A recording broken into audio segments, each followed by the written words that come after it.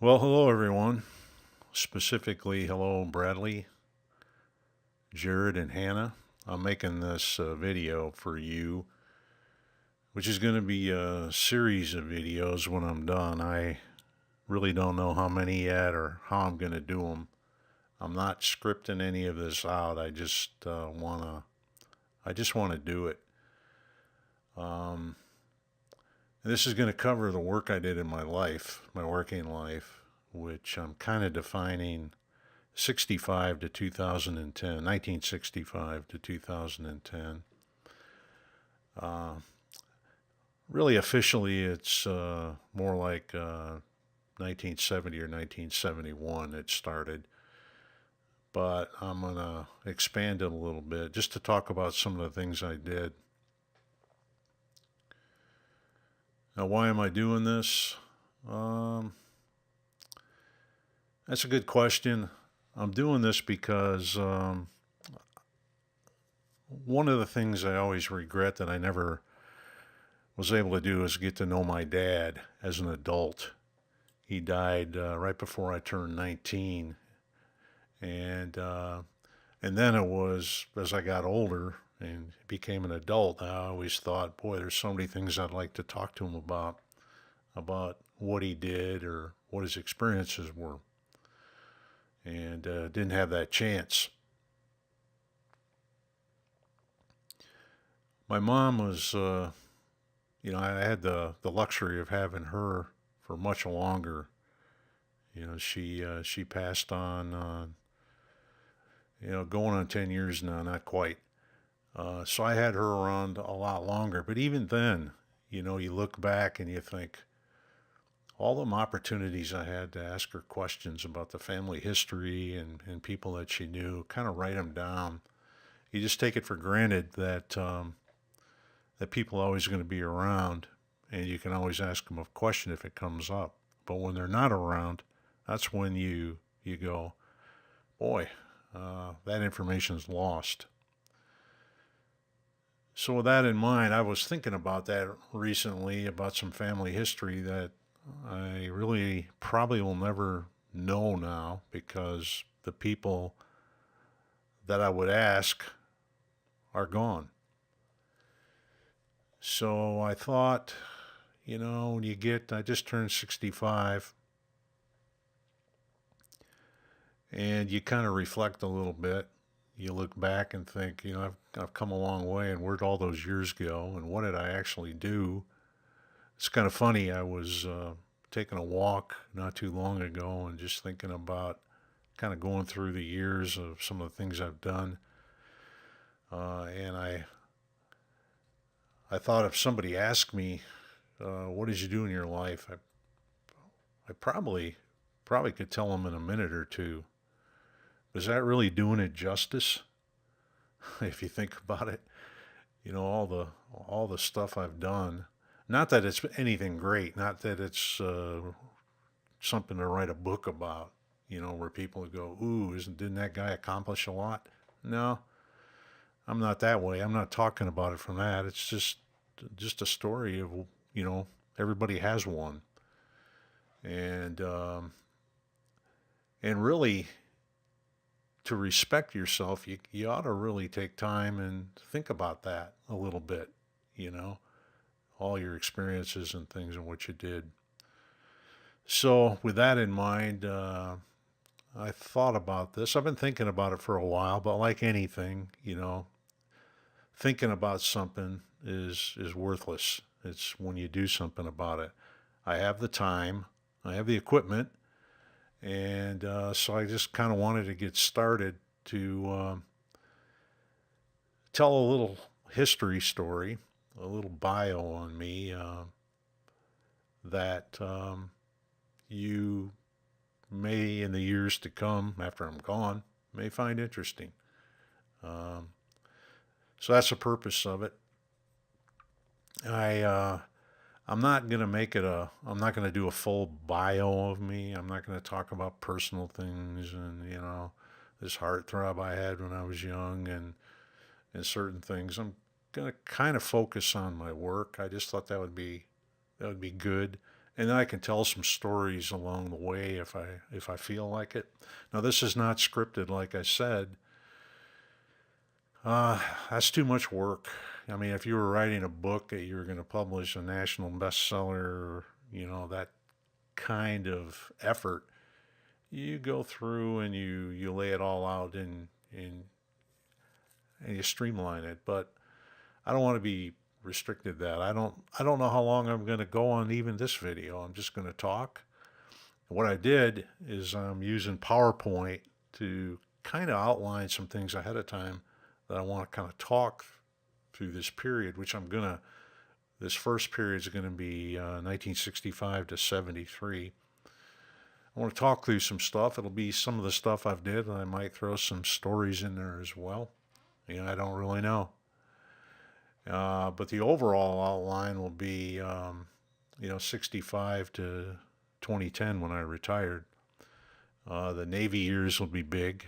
That'll be starting in my next video. And then I'm going to I'll get out of the Navy. The Navy part may even be several videos. I don't know. I don't know how gabby I'm going to be. I don't know where I'm going to go. I'm just going to go. Now, originally I thought about just doing this as an audio where you just, you make a bunch of audio recordings but I thought it's so easy to do it with video, and I can throw pictures up there, and it might, I don't know, might make it more interesting. I think it would anyway. And videos are so easy to make. I mean, they're easy to make as any audio. So just a little bit more effort, but it's worth it. I have the time again, so I'm going to do that. And once again, this is I don't expect anyone to be interested in this right now. I mean, I'd be shocked. It's more for the record and long-term record. I'm 65 now. If I wait 10 more years, I might get old. I might be in a wheelchair. Who knows? You never know what's going to happen. I could be in real good health. But then that's not the time to do it. It's time to do it when you're thinking about it. So I'm going to do it. My mind is still pretty good, and I got time on my hands. And I got all this equipment that I bought for originally for the JFK videos that I made under my pen name, Stan Dane. And I really don't have a lot. I've done all of that. That was fun. It was interesting. I'll make more if material presents itself, if some things come up. But I want to do this too. There's quite a few things I want to do. So I'm going to go through this whole thing, which is my work and maybe some biographical information thrown into about the family, about me. We'll see. And I got a couple of other videos. I got a video a project I want to make. It's called Everything Falls Down, which is really the main theme of everything seeks its lowest energy level. And you might be, what does that mean? Well, that's really what I spent most of my life's work on is that principle of physics, of thermodynamics, the laws of thermodynamics, why things do. And that's why I had a job, preventing corrosion and all that stuff in the nuclear power industry. Before I retired, I was the department head.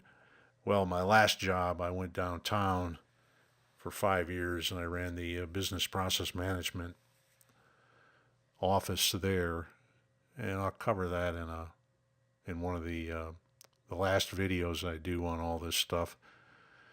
But before that, I was in the nuclear field. I was at Palo Verde almost 20 years, and I moved up to finally become the chemistry department head, and I was responsible for the whole program, and one of them was the training program. You have to have a training program in the nuclear power industry for your discipline, accredited training program, and I had one, and I was responsible for it. And to meet accreditation requirements, you had a lot of things you had to do. And one of them is you had to teach courses on all aspects of your business. And some of them were recurring fundamentals. And one of those last courses that I personally delivered to the staff was Corrosion Fundamentals 2004.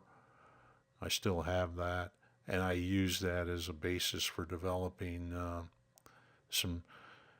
a video that I'm working on now, and it'll take a while to do. I'm going to try to make it interesting. And it might give you some insights, again, on some of the work that I did. So with that, I didn't even plan on doing all this, but this is why I don't want to script anything, because I don't want any limits. So I'm going to start after I take a sip of coffee here for my voice. I'm going to start back around 1965, 64. I need to start off with a little edit right away. I'm recording this, I was recording this using PowerPoint, where you make your slideshow and you record your audio all through PowerPoint, and then you make a video out of it. There are some limitations, and on this first scene transition, there was a little glitch. I lost some audio. I don't know why, but I got to kind of fix it. So that's what I'm doing right here. And as I go through this thing, it took a long time to compile, and I don't really want to redo it again, so I'm just going to monitor it, and if I need to plug in little patches like this is, I will do that. It kind of disrupts the flow, I know, but this was over an hour, this video, and I don't want to redo it. If I can fix it, and I can. So what we're starting right here, what I originally said, the part that was lost, the little transition part, was this. What you're seeing right here is 2 Mile Road. You can see on the Google map picture there, as that heads straight away. That's heading west. The other road, which is heading north, that you see, is McCabe. So this is the corner of McCabe and 2 Mile Road in Ada, Michigan. And right there in that corner, you see in that grass, used to be, well, that's where we lived for 7 years. There was a white schoolhouse there.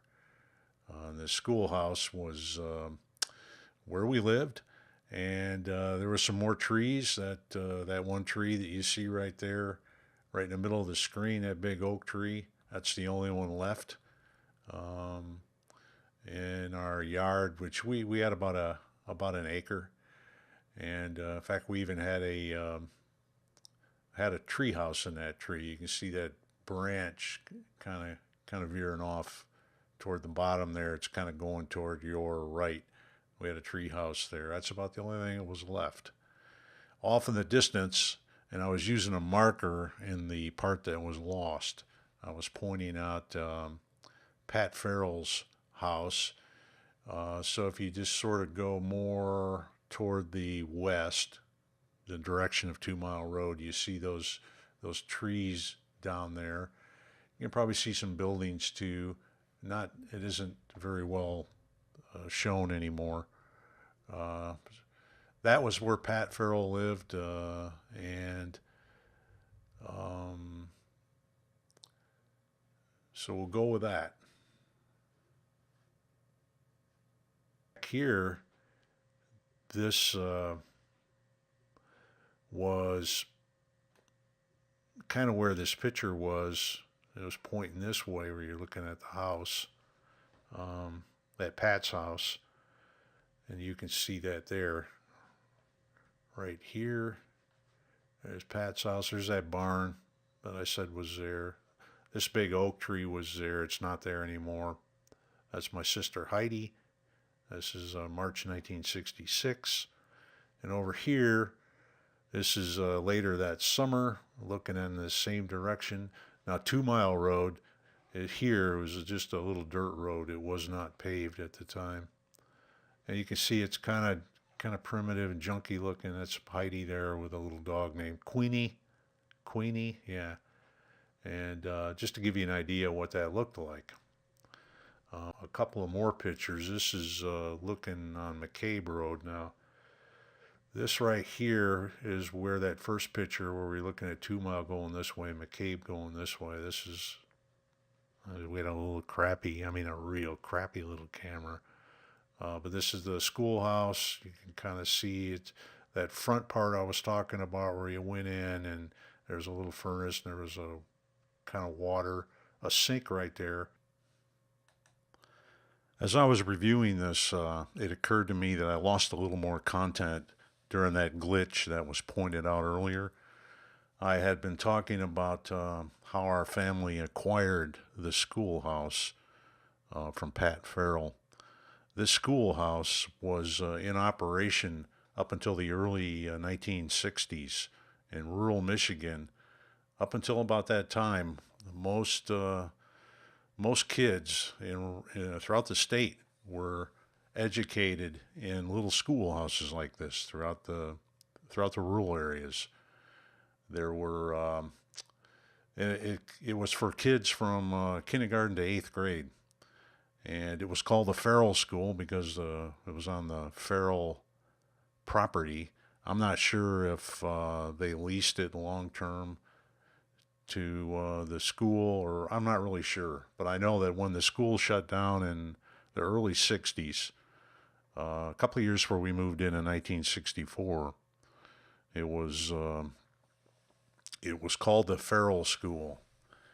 And my dad did a lot of different jobs back in those days. He worked during the day in a car dealership painting cars. He would take used cars would come in on trade, and after they would do the body work, they'd give it to my dad, and he had his own equipment, compressors and spray paint, spray painters, and he could put on car paint very well, and that was his forte. He was very gifted, and so he did that during the day. He played music at night, and he tended bar a lot. And one of the bars he tended bar at during that time was the Lena Lou Inn. That was in Ada, probably about 4 or 5 miles from right here where we lived. And I know my dad made a deal because we lived in Grand Rapids at the time. I was in 5th grade, and it was right after President Kennedy was killed. A few months later, we were moving out here, and the place hadn't been used. It was kind of in mothballs for a year or so. There was all full of school desks and things like that. And we had to kind of move them around and get them out of the way. And over a period of months, we kind of made it habitable. Now, there was never any hot water there for all the whole 7 years that we lived there. There was running water. There was a good well. There was a little outhouse. I think I point that out shortly when I resume the original program. And but we did get a toilet later after the first year and got a septic tank dug, and so we had that. But it was the area that I'm going to be pointing out when I resume, that I was pointing out right when I took this break, was that front part of the schoolhouse, which was a room that you walked into the front door, had a furnace, a little sink in the corner, and later there was a toilet. And that was all open. And originally that's where the kids, when they would go to school, would hang their coats and things, and then they would go through another door into the one-room schoolhouse part, where you see those 3 windows right there on the side of the school.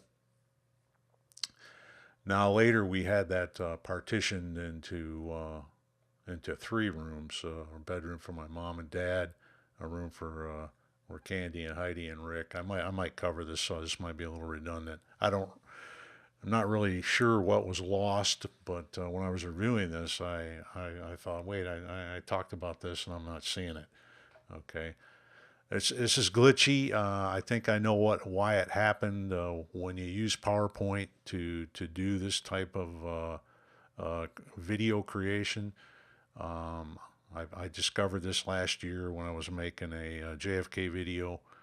Um, there was when you do a slide transition, sometimes if you're talking, uh, it can be glitchy or you can lose some material. So I'm gonna have to keep that in mind, or I'll have to do it the more conventional way that I make a video, which is um, a little more time consuming, but I may do it. I'll just be aware that I can lose some stuff because I you don't want to be talking for an hour or so and then find out that later on that you lost some stuff that makes it harder to understand what for the person listening or watching the video. Like, oh, how did we get here?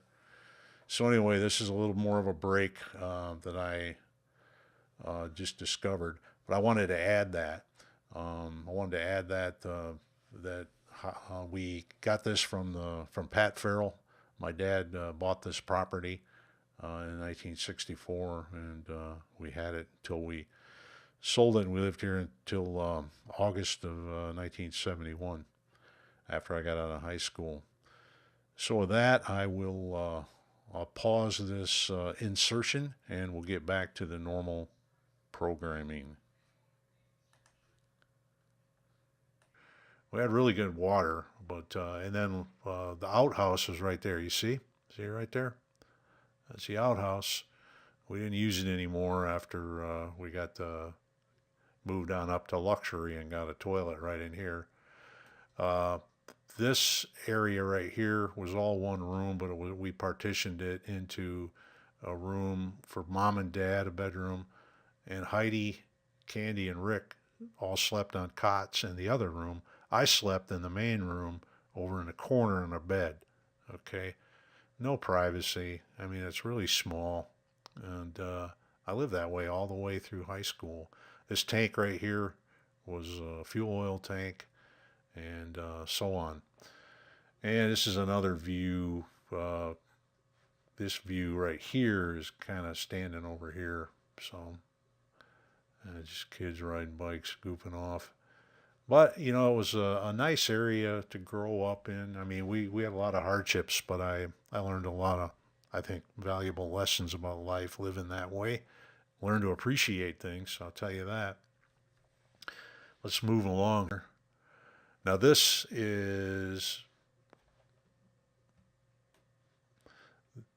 was where we were. This is that corner down here where we lived. Now these are more present day pictures, obviously. And I really couldn't get a good picture of Pat's house because it's just covered by trees. But here's a driveway there. That big barn was right about here, and that was gone. It was pretty countryside.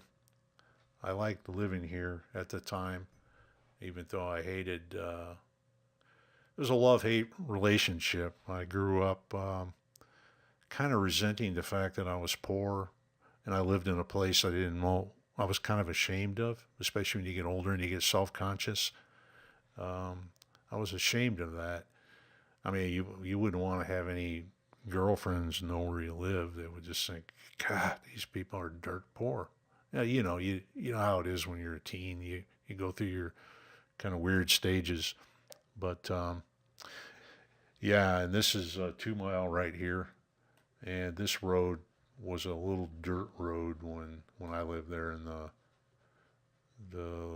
mid 60s and early 70s. We moved out of the schoolhouse in 1971, August of 71. We moved to Lowell, where my mom lived all the way up until she died.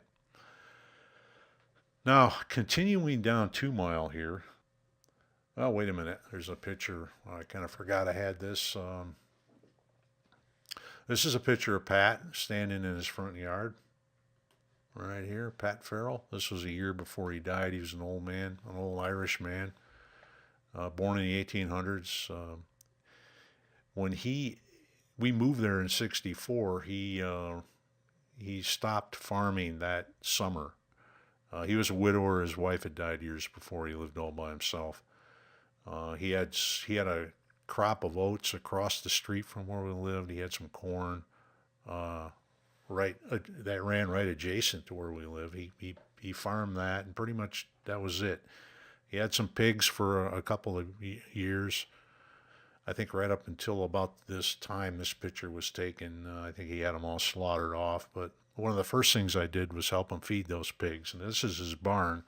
Now this is in July of '66, so I'm 13 years old. There's my mom. I think that's Heidi. That might be Candy. This is a neighbor girl. I think that might be me. I think maybe Rick took this picture. It could either be Rick or me, but it kind of looks like me with that hair I had. And they're going to the barn, probably to feed the pigs. There was a little horse there too that Candy liked. Candy always liked horses. But I fed, I would help Pat and I would feed his pigs. I'd go to the barn and he had grain and I'd just make sure they had something to eat. And he also had chickens that roamed around in that barn. And they would lay eggs pretty much everywhere. Now there was nothing in that barn. That's one of the reasons why I think it probably blew down. A barn, I've always heard a barn, you want to keep a barn full of hay. It kind of holds the barn together. And he didn't have anything in that barn, and it eventually came down. I don't think it burned. I don't know. It was after we left. A couple of years after we left, I know the thing was down. It might have just blown down. But chickens roamed in that barn, and it was kind of cool as a kid to go and kind of like an Easter egg hunt every day. You'd look around and behind something in a bunch of straw, you'd see this big pile of eggs, gather them up and bring them to Pat. And so that was during that time. Now, this is heading down 2 Mile Road. Now, we've gone past Pat's house, another quarter mile or so. Now, this barn here was a barn. It was this property right here was called by the family that I worked for, and I'll kind of introduce them in a moment. Was called Andy's. I don't know why. It was Andy's place. And I think the family, they either leased it. I don't think they owned it, but they used it. They used this barn and these fields. This is just an example of some of the fields that wrap around all around here to grow mainly alfalfa for hay. And so you'd plant that, and then as the summer wore on, you'd cut it down and bale it up into hay, and then it would grow back, and you'd get another cutting, at least 2 cuttings of it, sometimes 3 cuttings of it. But this barn and another one I'll show you where it was, is for my summers, starting about 1965. I just thought it was cool to hang around, a farm and pitch in. I helped fill these barns full of hay for the summer, because you gotta bale hay and make silage, which is chopped corn. That's usually what you put in these silos right here. Not this one; they didn't use that, but so you can feed your cows, your dairy cows, because they had a dairy farm. You could feed them all through the winter. Okay, in the summertime they can graze and do that. But this shows you it's kind of pretty countryside in Michigan. Let me proceed on down 2 Mile here. Now I've kind of gone past it already. Now this is the Inman farm. It was run by. I could do a whole video on this family. Believe me, they were. Oh, I'll just say they were a very interesting, colorful family, and I'm not gonna go off on a tangent, or I'll spend another 45 minutes talking about them. But they had a bunch of kids that some of them were much older than me, and the lady that ran it, her husband hung himself before we moved here, and in the barn that you don't see because it's another barn that kind of bit the dust. It was right in here. I mean, you'd see this big red barn. I think it was somewhere in here. I don't know. Um, but the house, there's a big white house here, and it's obscured. I just picked this view just to give you an idea. This is where I spent my summers, pretty much from 1965 to 1969. 1969 was the last summer I worked, uh, and I worked the whole summer putting in hay, filling a barn, that other barn I showed you a minute ago, and there was a big barn here. We'd fill both those barns, and we'd fill this silo here full of silage. Silage is corn that when the corn grows and it's a stalk and it's not really, the corn isn't really matured yet, you cut the whole stalk down and chop it up into a feed, and so you use the whole corn stalk and the corn and everything. You chop it up and you use it as feed. You fill it up, and then over the winter, the cows come down here in this little barn right here, and you basically, there's something that sits on the top, and it rotates, and it throws the silage down this chute, and it's all on a conveyor belt. Feeds the cows. In addition to the hay, the baled hay that you have, it'll get you through the winter. So this is what I did. Now I think I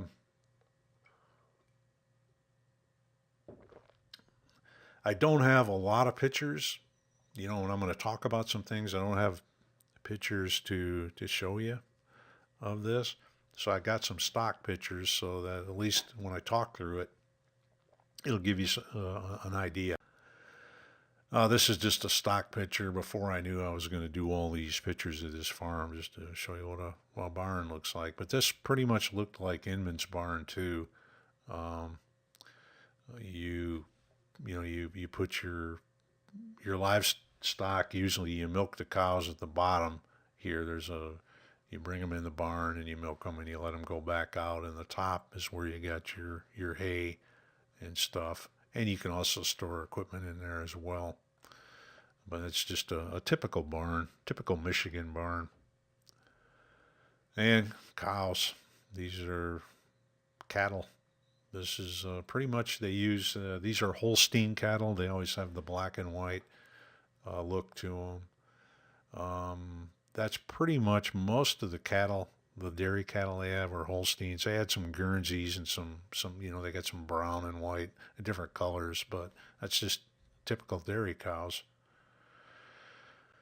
Now this picture here is, the next bunch of pictures are as good approximation as I can give you on what milking looked like. Now this is kind of retro milking. It doesn't look like this anymore.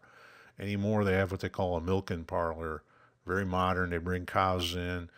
Yeah, it's assembly line. They bring them in, they hook them up, they get milked, and they send them out. And there's not a lot of handling. They don't bring them into a barn like this anymore. But and Inman's barn didn't look exactly like this, but it's just, I want to show you a bunch of cattle there, all being locked up, and guys milking them. Now the picture is much more accurate. It's a very old stock picture, but I got it because it looked pretty much like the way we did it at the Inman's farm, except it's very clean. Cows shit all the time, and these gutters here are, I mean, they're shitting all the time. And what you're doing is you're shoveling it. You shovel the shit up. There's a you don't see it, but there's a container, kind of like a half of a 55-gallon drum that you can roll on a track, and you can shovel it in there, and then you take it outside and put it in a manure spreader, And that every couple of days, when that thing fills up, you take it out on a tractor and you spread that crap, that cow shit, all through your field as fertilizer. Okay. And of course, when you're done, you gotta hose the piss out of the barn and really get it clean. You got to keep the standards. I'm sure are much higher today, but even back then, you really had to keep your barn clean because a milk inspector could come by at any time, and if they didn't like it, they could shut you down, and that would be devastating. You've got to be selling your milk. But right here is a picture of what the milkers actually looked like. We actually had the straps like this, and the milkers would be suspended from the strap. And what you'd do, you'd bring a cow in and in the barn, and they want to be milked. And they also know that they're going to get a treat because there was always a bucket of grain. The grain helped produce more milk too. But they would come in, they would want their grain. You'd lock the stanchion up here, and they're eating, and they're happy. And then you take a bucket of kind of soapy water, and you rinse off their teats, clean them off, and then you got your milker. And the kinds that we use, just like this one was, you see this hose. It's connected to a vacuum pump, and these are vacuums. So this thing, you hook it up, you turn the valve on, and then these things start going. The little regulator here, and it's pulsing. It's just kind of simulates. You working the hand, working the nipple, the teat to squeeze the milk out. And once you suction those on, that thing just sits there and milks them. And then you just monitor it until you start hearing a weird, sucking sound, which means that they're going dry. And then you turn it off, and you pop these things off, and then you take this milk can off here, and you dump it into a bucket to take to the milk house. Would pop this top off. You can kind of see there's a rubber gasket. It pops off pretty easy. You pick it up right here, and you lift it off, and you holding this handle, you pour it into these stainless steel buckets. These are typical buckets, and that's pretty much what I did. I left the milking was kind of it was technique, and you had to kind of get good at it. And I didn't do it all the time because I wasn't there all the time. I'd be touch and go. I mean, the Inmans, Kurt Inman, who was my age, he and there was a hired hand who pretty much run the farm for the woman. They handled all the milkers, and I was just a guy that after they poured it in the stainless steel pails, those big pails, I'd take it into the milk house and dump it in the milk machine. And this is kind of what that looked like. Here's a milk machine, a typical one. The one we use looked pretty much like this, a little bit laid out, but it's stainless steel. It's got a agitator that always rotates because this milk is not homogenized. Kind of keeps it stirred up, not pasteurized either. And you pour it in, and then when the milkman comes to dump the tank, there's a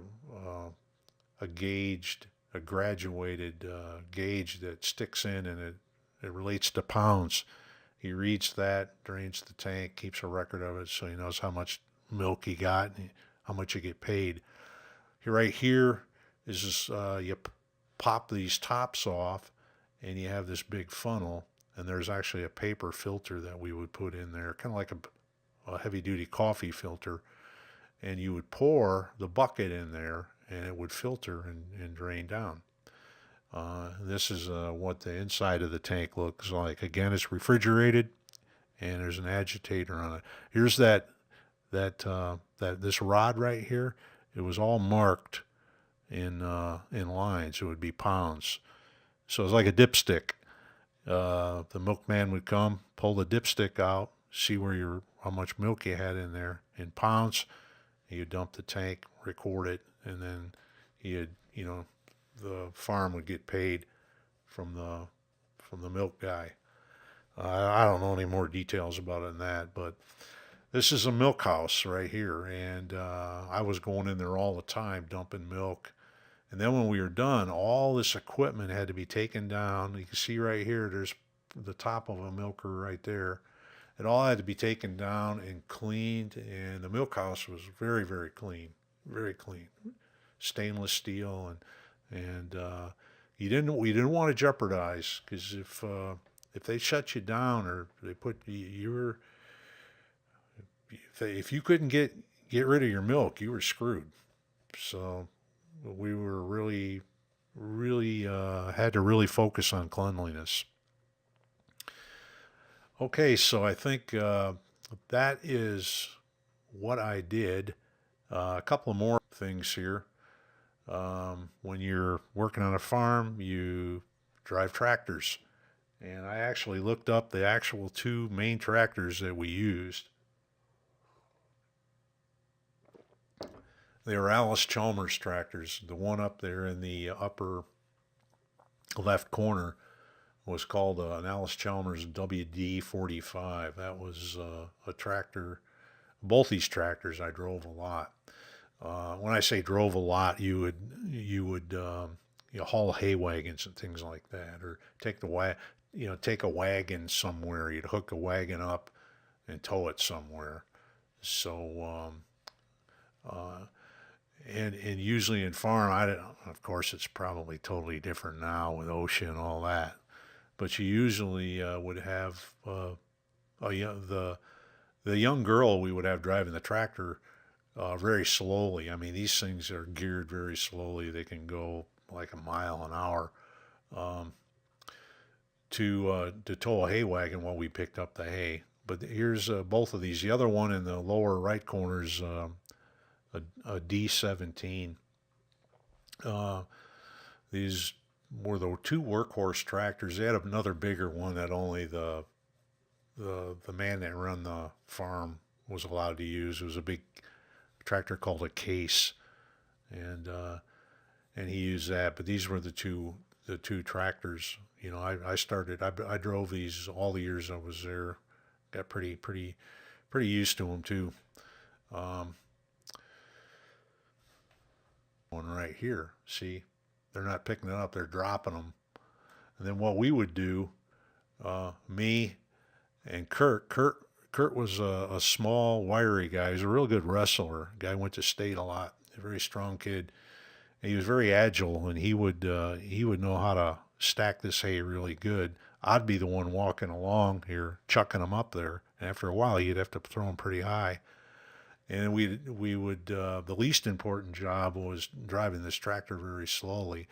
And of course, when we didn't have this here. It was just this part was connected right to the tractor. And the girl who was younger, she would just drive it, and she'd pay attention. You know, if we told her to stop, she would push in the clutch and stop. But we weren't going very fast. But this is what I did. Everything I showed you is pretty much what I did for the summers of 1965 to 69. 69 was the whole summer. The other ones we're touch and go. But when I talk about farming and that, this kind of gives you a picture of it. It was a good experience for me. I could write a book on the family, but that's not part of this. Not at all. That'll be something else on a whole different. If I ever even do, I don't know. I'm already about 35 minutes into this already, so, and we got a ways to go, so we better get moving along here. Now I'm going to shift gears, because I said 1969 was the last year I worked for the Inmans. And that summer, just to show you how little money I made, it really wasn't about money. I mean, if they wanted me to help, I'd come down and help for a week when I was younger. I wouldn't even get paid. They'd feed you. Might buy you a Coke or something like that. Or you might be able to sneak a beer or something, from We would do that as kids. They had a lot of that there. But that was it. But in the summer of '69, Norma Inman, the woman that ran the farm, asked me if I would help her that whole summer get the hay in, fill both the barns. She'd give me $50. And you're probably wondering, $50 for a whole summer? Well, I'll tell you what, up until 1969, I never had $50 at once. About as much I ever had was a few dollars, 5 or a 10 on rare occasions. I said, sure, I'll do it. So I pretty much lived there the whole summer, milked cows in the morning and at night. Uh, and we baled hay and did chores around the farm. So that's what I did for the summer of '69. There's a rock song of '69, I think, summer of '69. But the following year, which the following summer, the summer of '70, was between my junior and senior year in high school, and my mom worked in Grand Rapids at a foam rubber fabricating plant called Stevenson and Lawyer. Originally, it was in Grand Rapids, and they moved it out by the airport, I think in Kentwood. It was on Patterson Road. Well, what you're seeing right here is a present day view of that factory. It's not Stevenson and Lawyer anymore. It got bought out years ago, but I wanted to just, because I'm talking, I wanted to have a new picture, and I mean, that's what it was. I spent the summer of 1970 working here, and then when I got out of high school in '71 to the time I joined the Navy in '73, I worked here. Okay. They made foam rubber products, or they took raw foam and they fabricated it into different products. Here's just a picture, some examples of it.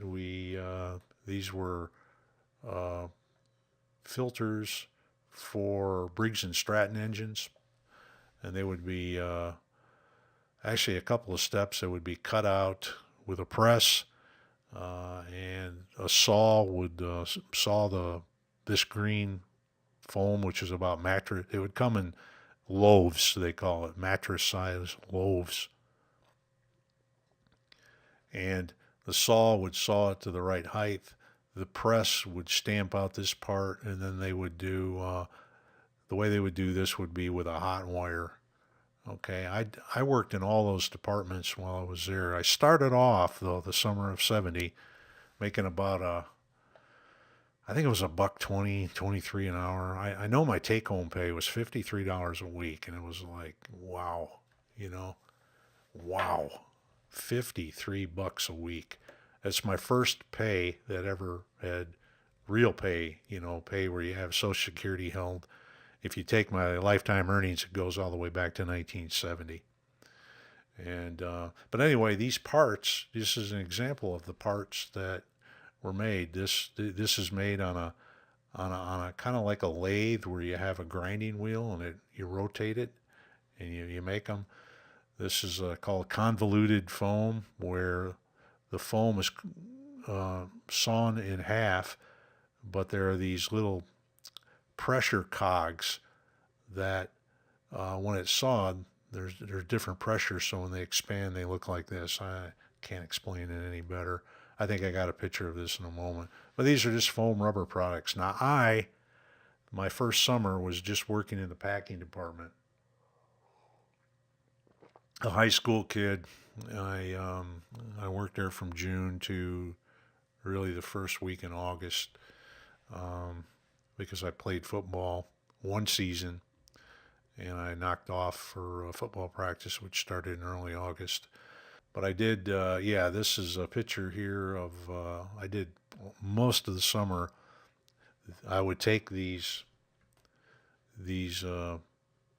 weather stripping, and I'd put them in these bags, and I'd heat seal them. And then I would take the bag and put them in a box. I mean, we did that all day long. Okay. That's what I did in the summer of '70. And I left in August to go play football. I wanted to play I wanted to play football, varsity football, at least 1 year. I wanted to do it once, so I did. Had 2-a-days starting in early August, and that's a whole nother story, man. I never was so sore in my life, but I got it. I never played. I never started, but I got pretty good toward the end there as I started figuring out techniques and stuff. But that's why I left work earlier. Otherwise, I would have stayed right up until Labor Day, because in Michigan we always started school first week after Labor Day.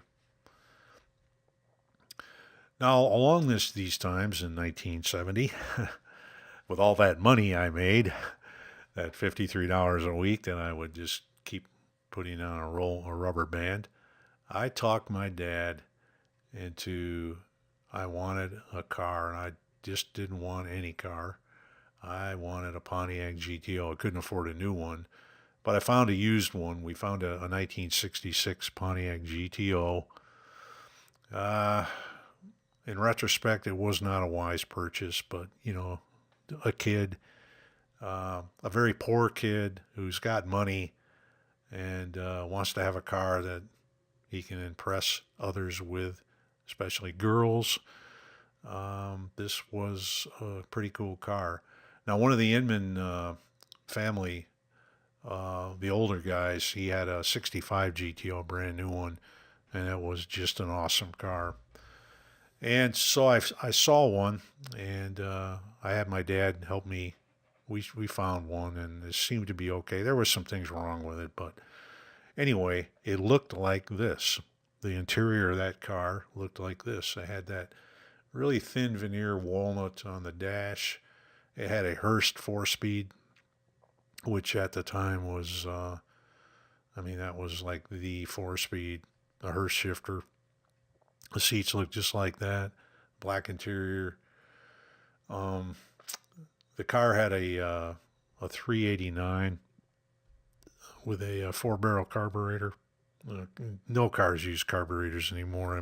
This is like, I'm talking ancient here, but a very, very, very, very hot car.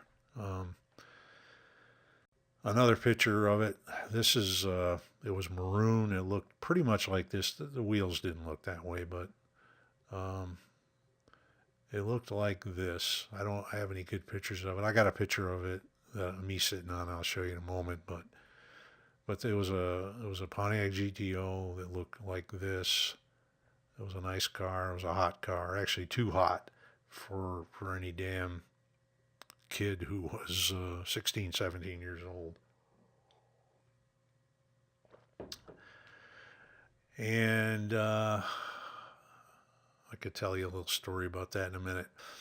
This is a blow up of a picture of me on June 6th, 1971, the day I graduated, sitting on my GTO right next to the schoolhouse.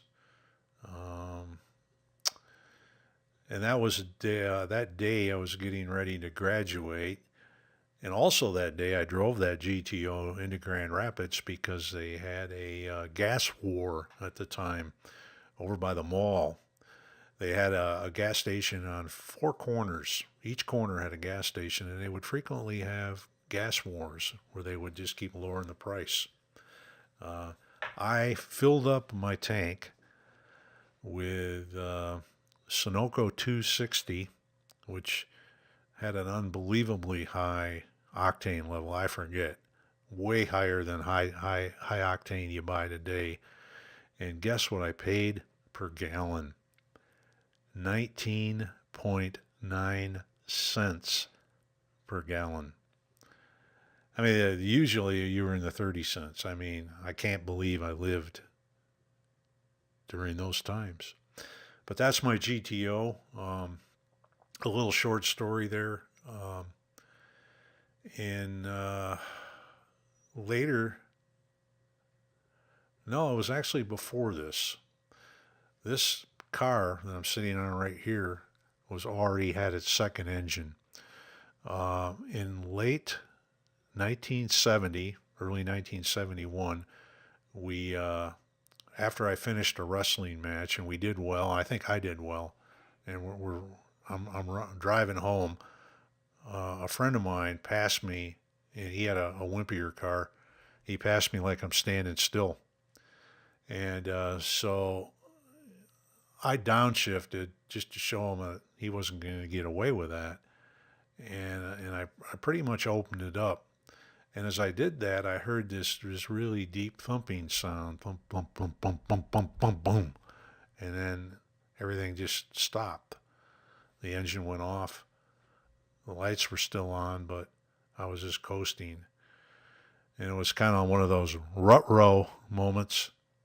I pulled over to the side. I got out of the car, and I had a light jacket on, and I was still wearing a t-shirt, a white t-shirt. And there was no real lights out there. But I popped open the hood, and I'm looking around, and something didn't look right with the engine, and I'm using the headlights, kind of hitting my T-shirt to kind of create a little ambient light, kind of a, you know what I'm trying to say. And I, for some reason, I pulled out the dipstick, and the dipstick was chewed off, like it was only like about a couple of inches long. What had happened is I threw a bunch of rods. The engine was destroyed. I had to call. I walked over to the farmhouse there, and I asked if I could use the phone. I called, and my dad came over later, and he was just quiet, looking it over, shaking his head. He knew, you know, and we just towed the car home. And the car sat there all winter, and Dad was able to make a deal where they dropped another 389 engine. It wasn't souped up like the GTOs was, but it made the car serviceable. It was drivable, and that's the condition it is right there with me sitting on it. Yeah, see, I am working in a few stories here. Okay, here's some more foam pictures. There's convoluted foam, that egg crate effect. And there's some weather stripping. I made that too after high school. One of the jobs I had was operating the tape cutter to cut those.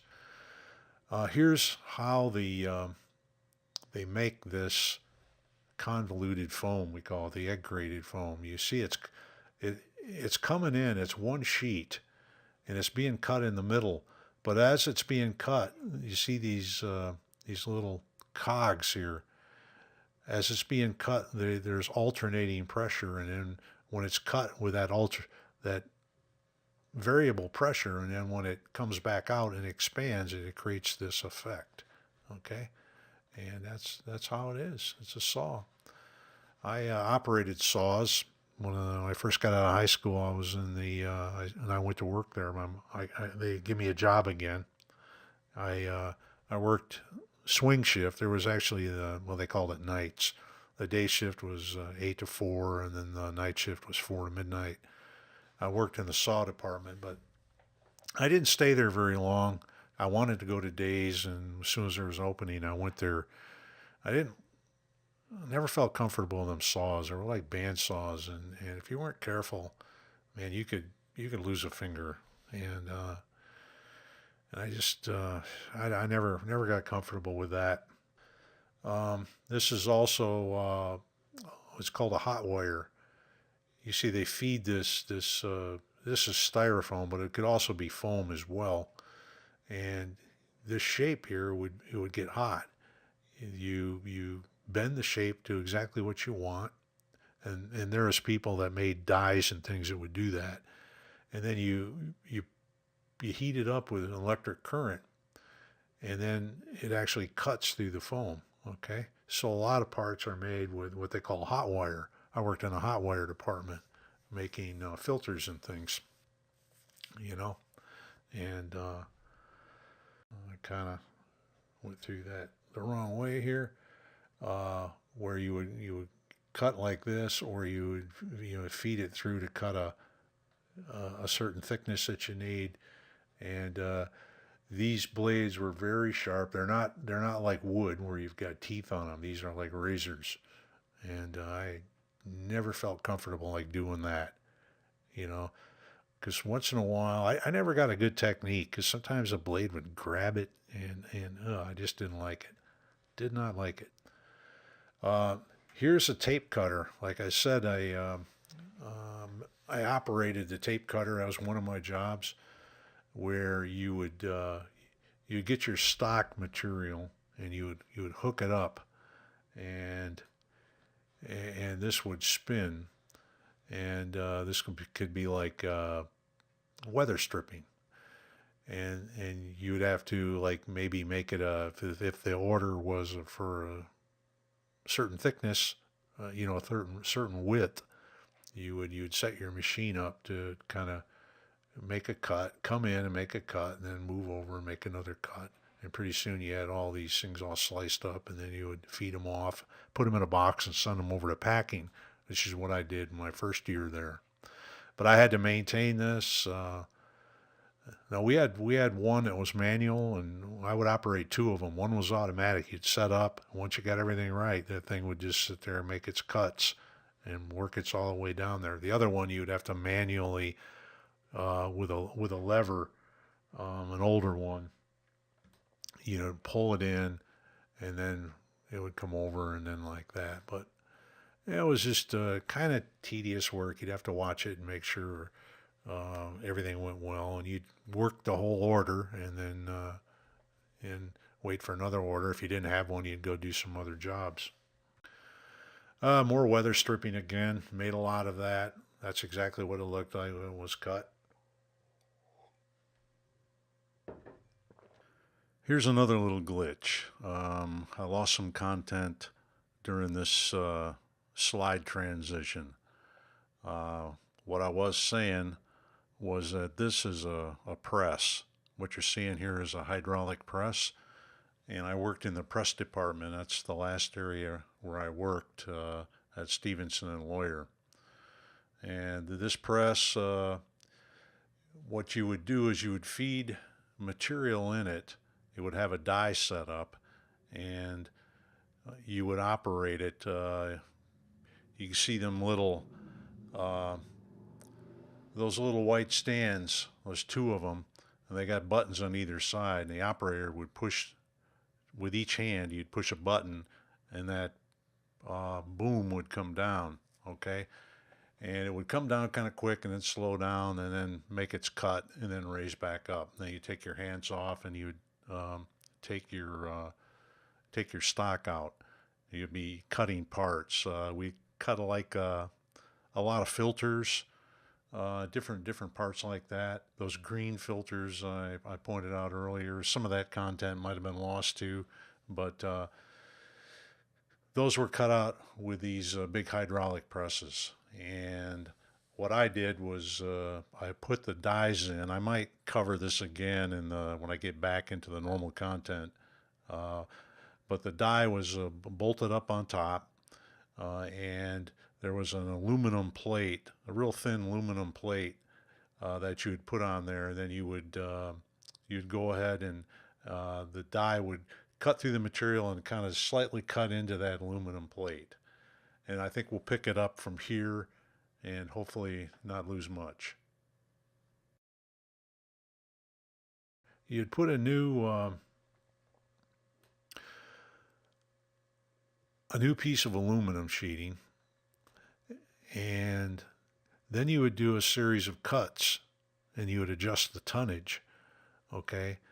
And you would make sure you would lay some paper. You would see if this thing could cut through the paper on top of the aluminum, and if there was an area that it wasn't quite cutting, you would go underneath that aluminum and shim it up, usually with little sheets of paper. You did that until you got everything to cut well. Then you would get you try it out with some actual foam, and you would actually do a cut, and you'd adjust the tonnage until you could cut all the parts out, and nothing was sticky.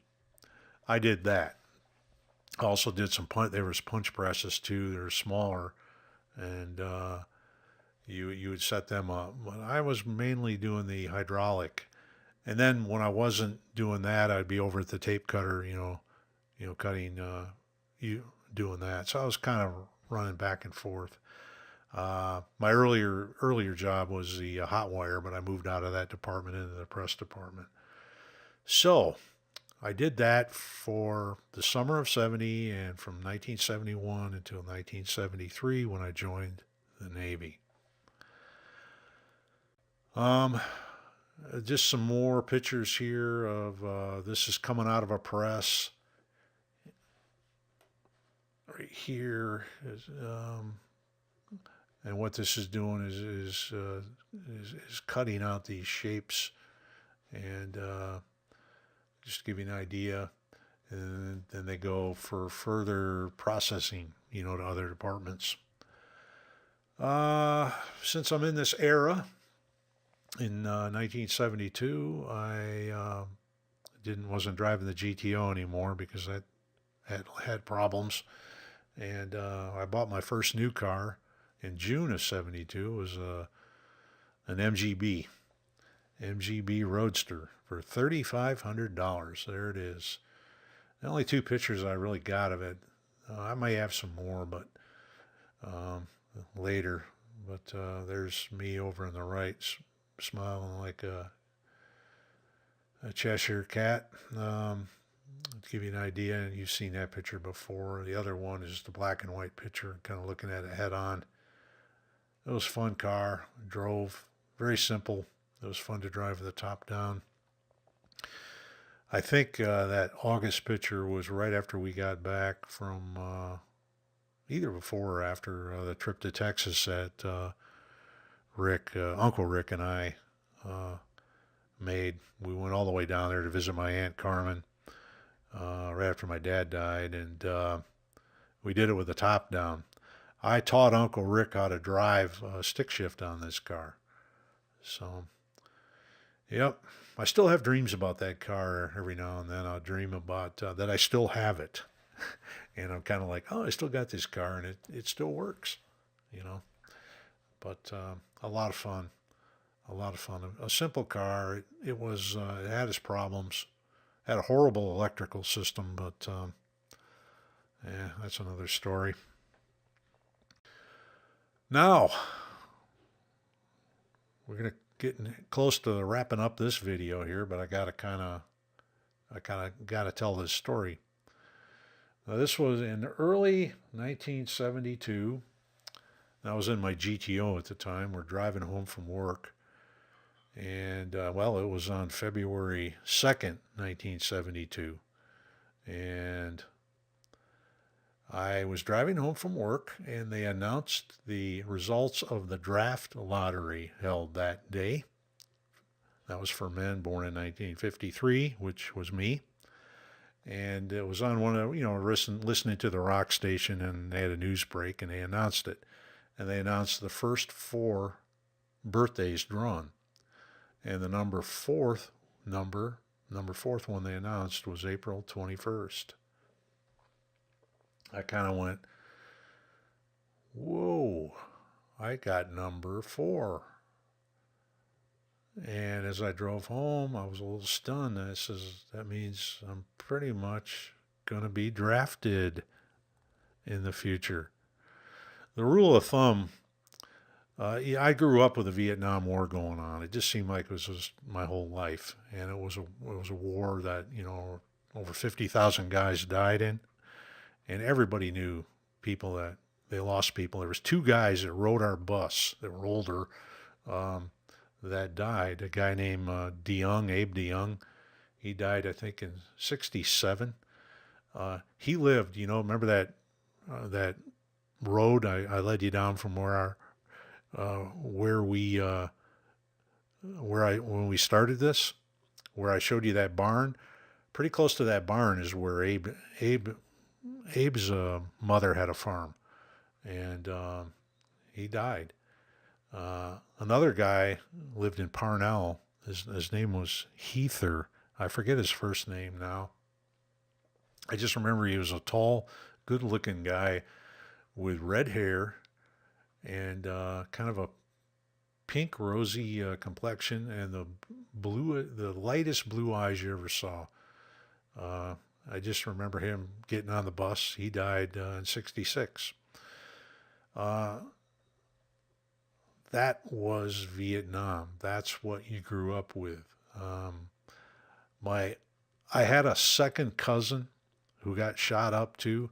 I can't really remember his name because he was my uncle Sonny, his wife, her first husband. She had a son with, and he had got shot up. He survived. He was okay, but it's just that's the way the war was. So I drew number four, and the rule of thumb at the time was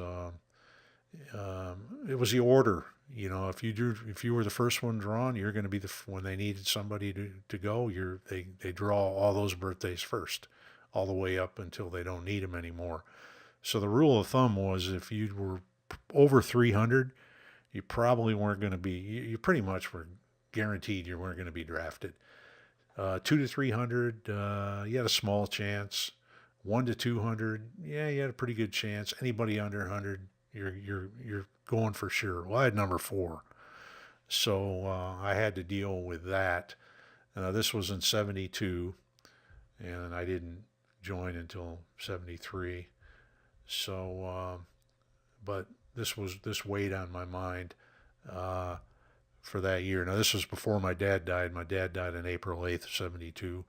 But I'm just pointing this out because this is one of the reasons why I went into the Navy. And in the Navy, I went.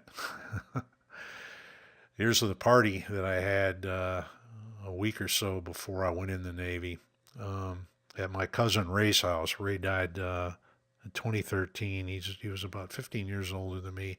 This house he built, it was in Lowell. But in early 1973, I went down right away to the recruiters because I knew I was going to be drafted, and I thought, well, if I'm drafted, I'm going to go in the Army. I don't want to do that, and I quickly realized that the Navy was a way to go for me. They had the best schools, and it just appealed to me the most. My dad always said he liked the Navy. He wished he could have gone. He was in the Army, fought over in Burma, one of Merrill's Marauders, the original Merrill's Marauders. There's some stories there I wish I could have got from him, but he said, "Boy, if I had my druthers, I'd have gone in the Navy. At least you got a dry, warm place to sleep at night. You're not out there, in the jungles and dealing with all the disease and the wetness and all that kind of stuff." And they had the best schools. So Air Force would have been my second choice, but it just didn't appeal to me. I went down to the Navy. I took a bunch of tests in like the first week in January of '73, and the guy said, "You scored very well. Any job you want in the Navy, you can get." He said you actually scored high enough your test scores are good enough to get you in the Naval Academy. So I felt good about that because I had my eye on the nuclear power program. I had seen a documentary a few months earlier in the fall, probably around Thanksgiving. I didn't have cable or that, but there was some on one of the three channels. They had a documentary on life aboard a nuclear submarine. And it made it sound very elite, and I wanted that. Okay, I wasn't going anywhere with my life. I got out of high school. I was a C student. Didn't really apply myself. I did well in chemistry and physics. I did okay in math. I started off horrible, but I redeemed myself. And the hope was that my scores, because I had to have certain scores in certain subjects to even be considered for the nuclear power program. Now my test scores were very good. I was borderline on math in high school, but I made it. and they said you can be a nuke. The guy, even before I asked about it, he said he steered me toward that. I said, well, that's exactly what I want, and so that's what I signed up for. He also said, I remember that my hearing was very, very good at the time. He said I would have made a good sonar technician. He said you really can hear the score was very, very high, but I didn't want that. I wanted nuclear power. So I got in the delayed enlistment program where I can delay my enlistment up to 6 months. So I took the full 6 months just to give myself the most time to goof off and have fun. And I didn't really want to rush into it. That time would come soon enough, and it did. Um, I, had my last day at Stevenson Lawyer at the foam rubber plant toward the end of May. And I took myself a couple of weeks, and they had a party for me over at Ray's. And this is the cake. That's my mom and me with my stupid long hair and looking stupid. And there we were. We're playing music because we had a little band at the time. And but there's the cake, and here's the cake right there. A girl in every port, best of everything, Randy. And there was a submarine because they knew I wanted to be on the submarine. And that pretty much concludes this particular episode. I'll get into the next part. We'll be talking about. I'm going to try to chunk out the next 2 years, and that'll be. I might have to do that even in two parts, where I join the Navy. I'll talk about that. Talk about boot camp. I'll talk about my schools that I went to, my electrical school in '73, and then 1974 going to the Sperry, going to nuclear power school, and then going to prototype, which will really cover the next 2 years. That's pretty ambitious. It's hard to say. It just depends on how many stories I tell. I could make that easily very long. Or it could go quicker. I don't know. None of this is scripted. I'm just talking, and I'm chunking it out ahead of time with some pictures. The nice thing about doing this too is that if I think of something that I don't have a picture for, I can always add it later when I do the video editing. So that is the first part of my working life with a few stories kind of inserted.